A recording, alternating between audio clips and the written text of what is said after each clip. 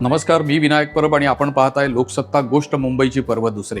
या दुसऱ्या पर्वामध्ये गेल्या भागामध्ये गोष्ट मुंबईच्या आपण छत्रपती शिवाजी महाराज संग्रहालयामध्ये आलो होतो आणि एक अतिशय महत्त्वाचं प्रदर्शन जे इथे सुरू आहे त्या संदर्भातली माहिती आपण जाणून घेतली. ऐतिहासिक संबंध भारत आणि प्राचीन विश्व असं या प्रदर्शनाचं नाव आहे.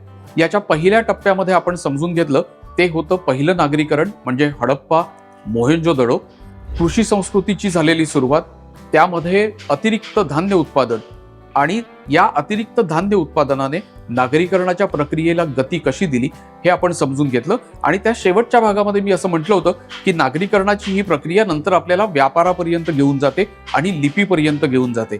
तर आता आपण याच प्रदर्शनातल्या लिपी संदर्भातल्या दालनामध्ये आलोय आणि आपण तिथे पुढच्या गोष्टी समजून घेणार आहोत.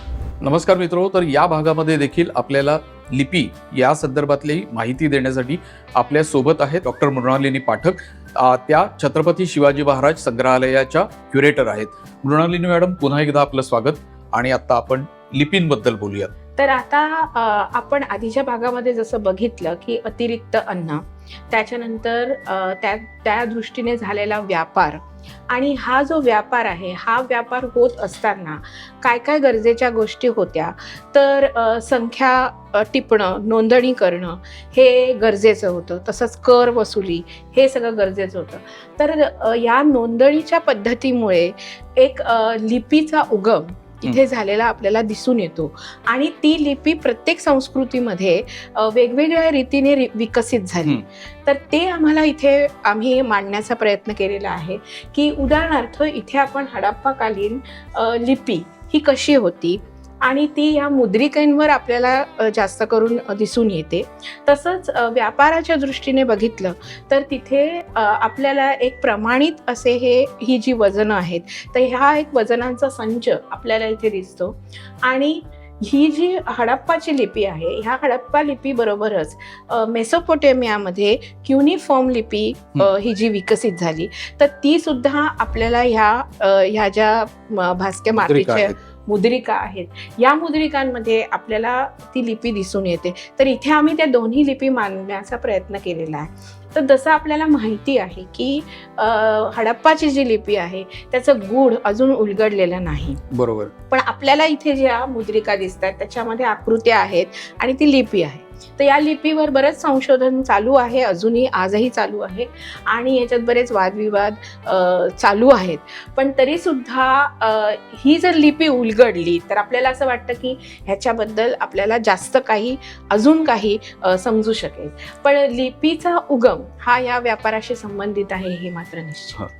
मित्रो, कसं असतं की नागरीकरणाची जी प्रक्रिया आहे त्याच्यामध्ये व्यापार ज्या वेळेला येतो त्यावेळेला तुम्हाला एक स्टँडर्डायझेशनची प्रोसेस म्हणजे एक प्रमाणित मानक जे आहे ते तुम्हाला तुमच्याकडे अस्तित्वात असावं लागतं. म्हणजे माझ्याकडच्या वाण्याकडे 3 ग्रॅम जरा जास्तच आहे आणि पलीकडच्या वाण्याकडे 3 ग्रॅम थोडंसं कमी आहे असं करून चालत नाही. तुम्हाला दोन्हीकडे असलेलं 3 ग्रॅम हे 3 ग्रॅमच असावं लागतं. आणि हा व्यापाराच्या मधला सगळ्यात महत्त्वाचा निकष असतो. यामुळे होतं काय, तर जी व्यापाराची संबंधित संस्कृती असते त्यामध्ये एक स्टँडर्डायझेशनची प्रोसेस येते आणि वजन आणि मोजमाप येतात.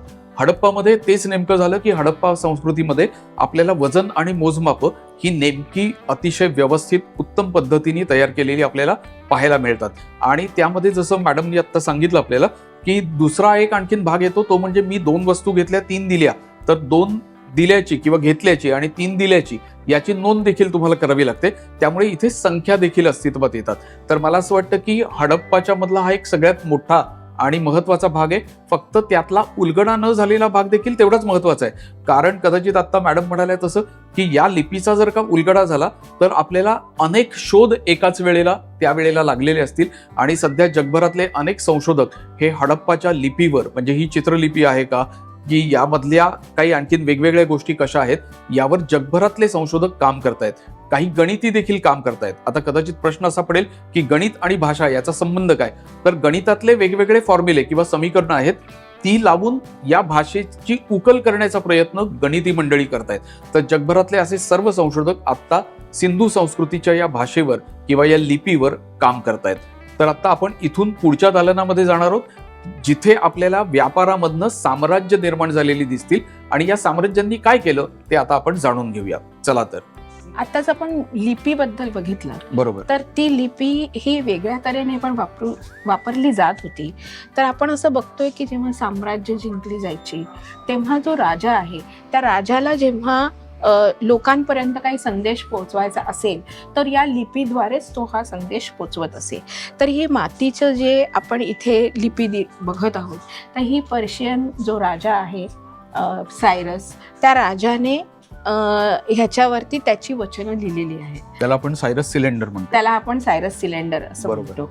आणि बॅबिलोन जिंकल्यावरती तिकडचे जे कोणी लोक होते त्यांना हद्दपार गेलं होतं, त्यांना परत बोलवण्यासाठी म्हणून त्यांनी हे वचनं दिली आहेत की तुम्ही परत येऊ शकता आणि तुम्ही तुमच्या धर्माचं पालन करू शकता, यासाठी म्हणून ती ही वचनं आहेत. तर ती लिपी याद्वारेही आपल्याला दिसतं. पूर्वी जसं आपण लहानपणी कथांमध्ये ऐकतो की दवंडी पिटवून राजा सांगायचा, हो, तर तो एक भाग होता. हो. आणि नंतर ज्या वेळेला प्रत्यक्ष लिपी अस्तित्वात आली त्यावेळेला राजाने लिपीचा वापर त्याला जे काही सांगायचंय जनतेला, हो, संदेश जो द्यायचा त्याच्यासाठी केला. हो नक्कीच. बरोबर.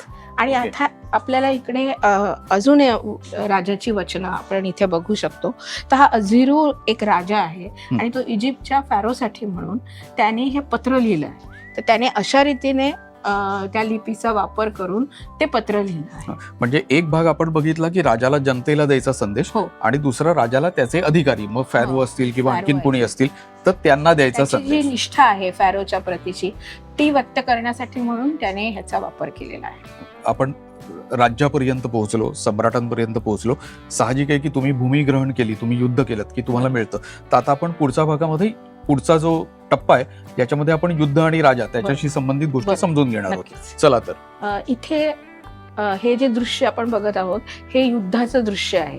ह्याच्यामध्ये असिरियन सैनिक दाखवले आहेत आणि ते असिरियन सैनिक हे बॅबिलोनिया शहरावरती आक्रमण करताना दाखवले आहेत.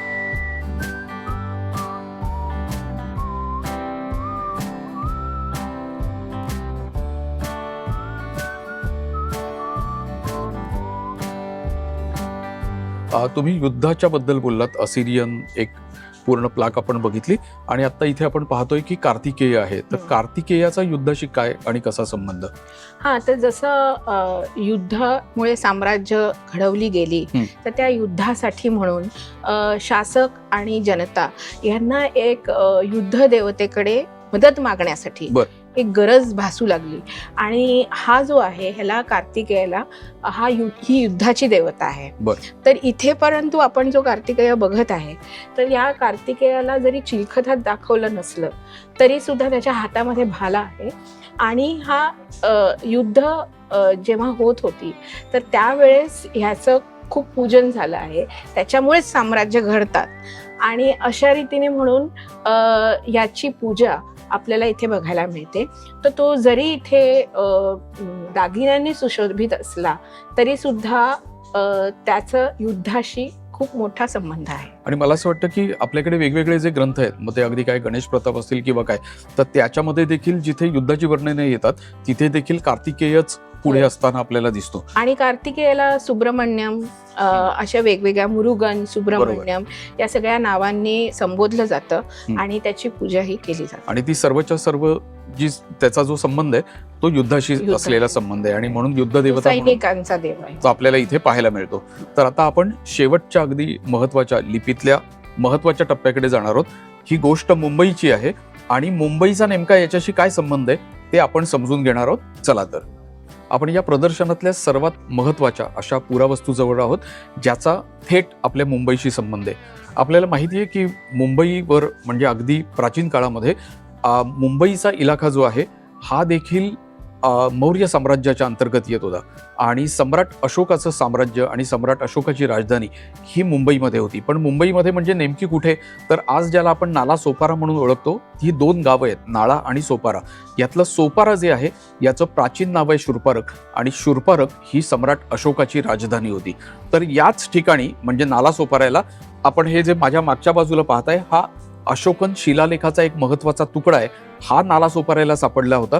तर त्याचं महत्व काय आहे, सम्राट अशोकाचं महत्व, ब्राह्मी लिपीचं महत्व आणि एकूणच लिपीचं आणि पुन्हा आपण जसं शासकांचं असलेलं महत्व समजून घेतोय ते एकदा पुन्हा समजून घेऊयात. मॅडम सम्राट अशोकांचा हा शिलालेख आपल्याला इथे दिसतो आहे. आणि जसं तुम्ही म्हणालात की सोपारामध्ये तो सापडला होता, तर या शिलालेखांवरून आपल्याला हेही समजतं की सम्राट अशोकाचं साम्राज्य केवढं मोठं होतं. बरोबर. आणि ह्याच्यातून त्यांना एक असा संदेश द्यायचा आहे लोकांना, तर तो नैतिकतेचा संदेश आहे.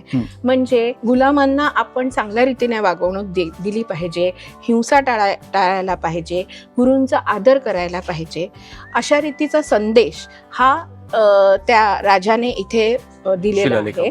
आणि त्याच्यासाठी म्हणून ही ब्राह्मी लिपी, ह्या लिपीचा वापर त्यांनी केलेला आहे. तर मित्रहो, या मालिकेतल्या पहिल्या भागामध्ये आपण शेती म्हणजे कृषी संस्कृतीपासूनचा विकास समजून घेतला. कृषी संस्कृतीचा प्रवास हा व्यापाराच्या दिशेने कसा झाला, नागरीकरणाची प्रक्रिया ही कोणत्या पद्धतीने पार पडली ते आपण समजून घेतलं. आत्ताच्या प्रस्तुतच्या या भागामध्ये आपण व्यापाराच्या निमित्ताने लिपीचा झालेला विकास आणि त्या लिपीचा त्या राज्यकर्त्यांनी केलेला वापर आणि त्यासाठी झालेली युद्ध, त्याचं चित्रण, हे सगळं आपण या भागामध्ये समजून घेतलं. आणि आत्ता आपण अगदी म्हणजे मुंबईतल्या नालासोपाऱ्यातल्या अशोकाच्या शिलालेखापर्यंत आपण पोहोचलोय. हा भाग आत्ता आपण या भागामध्ये इथेच थांबतोय. पाहत रहा लोकसत्ता लाईव्ह आणि गोष्ट मुंबईचीचे यापूर्वीचे सगळे भाग देखील लाईक आणि शेअर करायला विसरू नका. आणि हो, सर्वात महत्त्वाचं म्हणजे पुढच्या भागामध्ये आपण समजून घेणार आहोत या लिपीचा पुढचा प्रवास हा ज्ञानाच्या दिशेने कसा झाला, त्याचा प्रवास. धन्यवाद.